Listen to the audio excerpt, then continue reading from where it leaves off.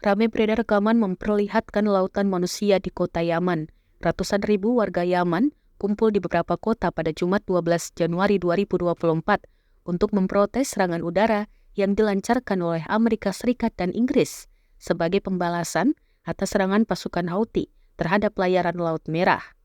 Massa di bawah lautan bendera Yaman dan Palestina meneriakkan kecaman terhadap Amerika, Inggris, dan Israel ketika mereka berkumpul di alun-alun raksasa di pusat kota bersejarah itu.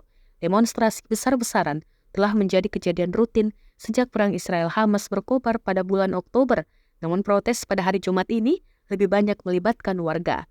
Diketahui Amerika Serikat dan Inggris melancarkan puluhan serangan udara terhadap sasaran militer Houthi di beberapa kota Yaman, memperluas gelombang konflik regional yang dipicu oleh operasi militer Israel di Gaza.